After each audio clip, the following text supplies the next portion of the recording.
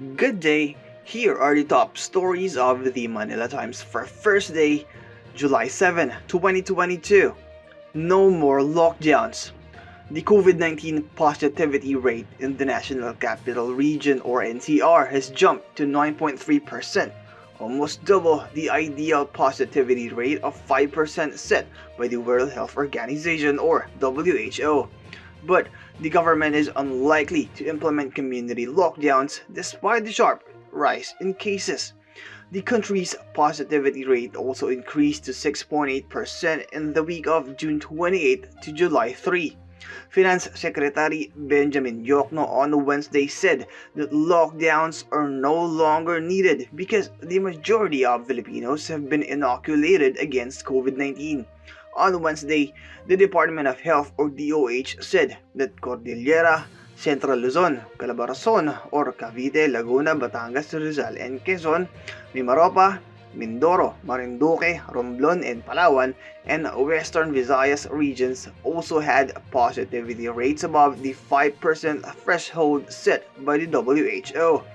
The department, however, said that healthcare utilization rates remained low, with a 19% total bed utilization rate despite an increase in admissions by around 6.7%.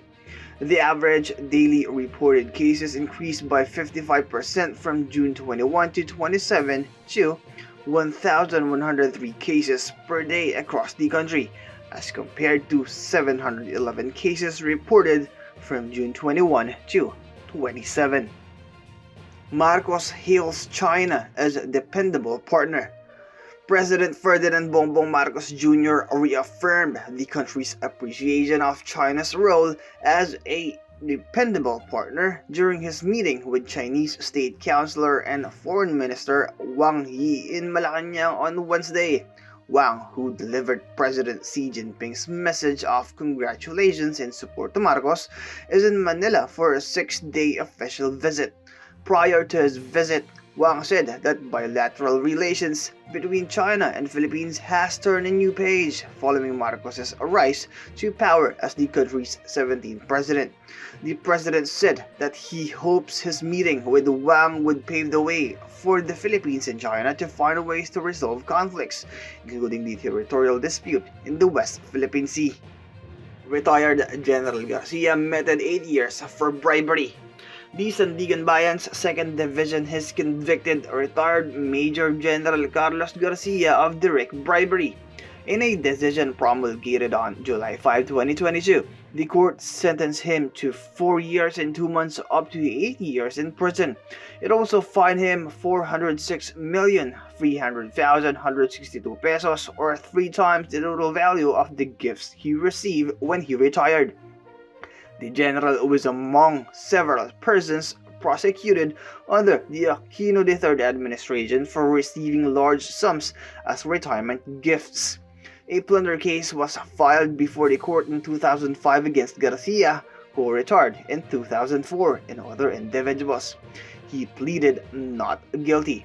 Later, he pleaded guilty to lesser offense of direct bribery pursuant to the plea bargaining agreement between him and the Office of the Ombudsman's Office of the Special Prosecutor. In the July 5 decision, the Anti-Graft Court also convicted Garcia of facilitating money laundering. It sentenced him to 4 years up to 6 years in prison and fined him 1.5 million pesos. Labor Department favors WFH continuance. Labor Secretary Bienvenido Laguesma said on Wednesday that the work from home or WFH arrangement should continue on a limited scale, even as the country has started to transition to the pre-COVID-19 situation. Laguesma said working from home should remain an option for employees because COVID-19 remains a threat. The Department of Labor and Employment, the Department of Trade and Industry, and the Department of Finance will determine which sector should allow their employees to work from home. He dismissed concerns that a WFH setup would eventually take its toll on the economy, saying that on the contrary, it would lessen the expenses of employees and the employers. The new work scheme will be a management prerogative or collective bargaining option, as well as based on the voluntariness and mutual consent of the employer and employee, taking into account the nature of the work to be done. The work arrangement must not be less than the minimum labor standards set by law and shall include compensable work hours, a minimum number of work hours, overtime, rest days, entitlement to leave benefits, social welfare benefits, and security of tenure. NEDA, firmer policies needed against inflation. The government needs to strengthen its policy interventions on supply sufficiency, agricultural productivity, and targeted relief to curb inflation, the National Economic and Development Authority or NEDA said. In a statement on late Tuesday, NEDA said the government must ensure a stable food supply and mitigating the impact of rising commodity prices amid the global energy crisis. The country's headline inflation rate accelerated to 6.1% in June 2022 from 5.4% in the previous month, the Philippine Statistics Authority reported. This rate is within the Bangko Sentral ng Pilipinas forecast range of 5.7 to 6.5% for the month of June 2022. Topping sports, Djokovic rallies to reach Wembley semis. Defending champion Novak Djokovic battled back from 2 sets down to reach an 11 Wimbledon semi-final on Wednesday in Manila, as Ons Jabeur became the first Arab woman to book a place in the last 4 of a Grand Slam. Djokovic triumphed 5-7, 2-6, 6-3, 6-2, 6-2 over Italian 10th seed Jannik Sinner, recovering from a 2-set deficit for the 7th time in his career. The Serb will face Britain's Cameron Norrie, who also needed 5 sets to get past David Goffin of Belgium. 3-6, 7-5, 2-6, 6-3, 7-5. Rochelle slams LIV golf players. World number 15 Billy Horschel has urged the hypocrites and liars on the Saudi-backed LIV Golf Series to stay away from the established tours. With controversy continuing to swirl around LIV Golf, Horschel launched a strong defense of the PGA Tour and DP World Tour ahead of this week's Scottish Open. The tournament, sanctioned by both tours, will feature a number of LIV players after their suspensions for appearing in the inaugural event of the Breakaway Series was temporarily dropped on appeal.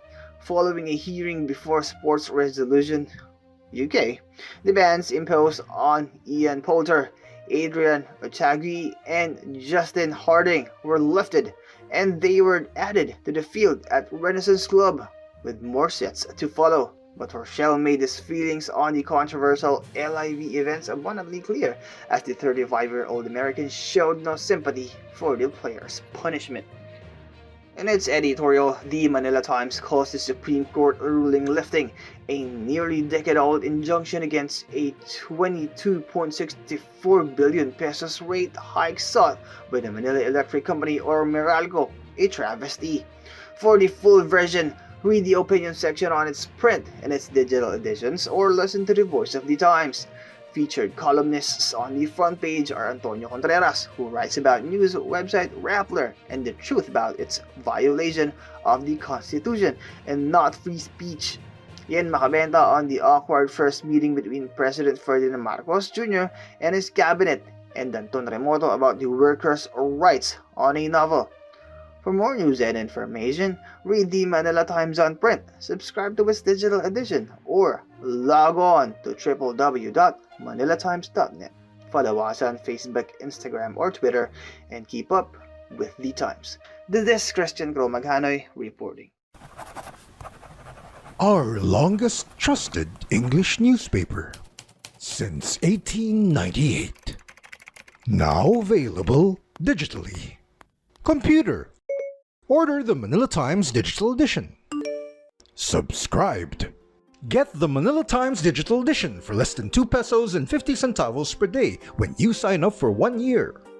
The Manila Times, news source of choice, trusted since 1898.